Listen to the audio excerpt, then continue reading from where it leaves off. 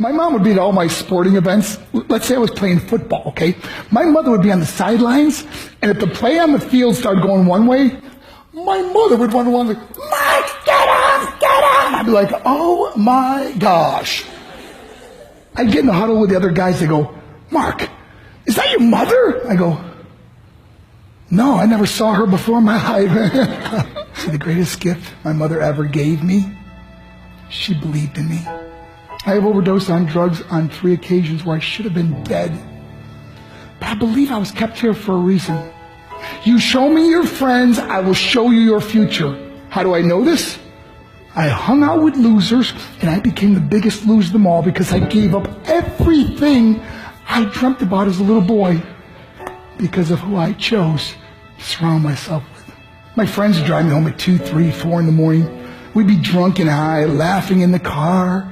We'd pull up in front of my house in New York. They go, Mark, the light's on. I go, oh man, my mother's up. See, my mom wouldn't go to bed until she knew her son was still alive. I'd walk in, she'd say, hi Mark, how was your night? I go, it was good, Mom, I'm just gonna go to bed. She goes, can I talk to you for a minute? I go, Mom, I'm tired, I'm just gonna go to bed. She goes, Mark, I haven't seen you all day and all night. Can I please talk to you? I said, man, just leave me alone. You bug me. I'd slam my bedroom door on the one person who believed in me. I was on a worldwide tour and we were wrestling overseas in Japan. After my wrestling match, I went upstairs in my hotel room and I fell asleep. There was a knock at my door at 3 o'clock in the morning. I got out of bed, I looked through the safety window and I could see it was a Japanese promoter. So I opened the door and he said, Mark, you need to call home. There's been an emergency. I went and got on the hotel room phone. I called back to the United States and said, hey, what's going on? I said, Mark, I don't know how to tell you this. I said, just tell me what happened. All of a sudden I started crying. They go, Mark, I can't tell you. I said, just say it. He said, Mark, your mother died. I just threw the phone down. I ran out of my hotel room. I took the elevator to the lobby. When the doors opened up, I just ran out into the street. I mean, there was no cars, there was no people. It was 3 o'clock in the morning. And I walked down the middle of the street in Hiroshima, Japan. And I remember looking up and just saying, Mom, I am so sorry. I flew home for her funeral, and I was so nervous to walk up to her casket, so I just stood way in the back. And I kept looking from a distance. I kept thinking to myself, Mom, please wake up. And then I finally got the nerve to walk up to her. And as I got closer, I could see my mom for the first time. I mean, she was so beautiful. She was dressed in white. I mean, she looked like an angel. And I just stood over her and I said, Mom, you are my hero. Everything I am, everything I hope to be was because of you. You loved me so much. You gave me a life. You're the only one that ever believed in me.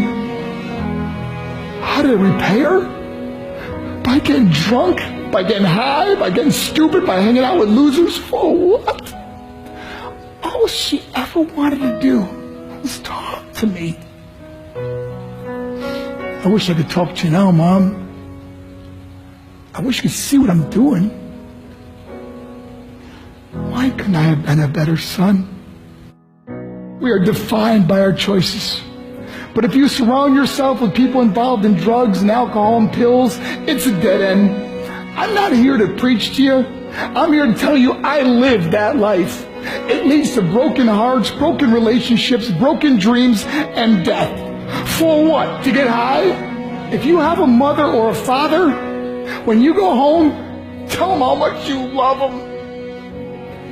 See, my whole life was about being rich and famous. I had to be a millionaire. I had to win the race.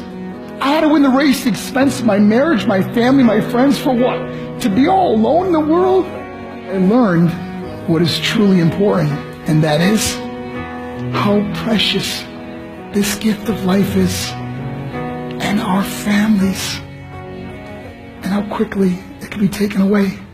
See, I no longer live in time. I live in moments. See, it's not what's in your pocket that matters. It's what's in your heart that truly matters. Love. Love is just a word. until somebody comes along and gives it meaning. You're the meaning.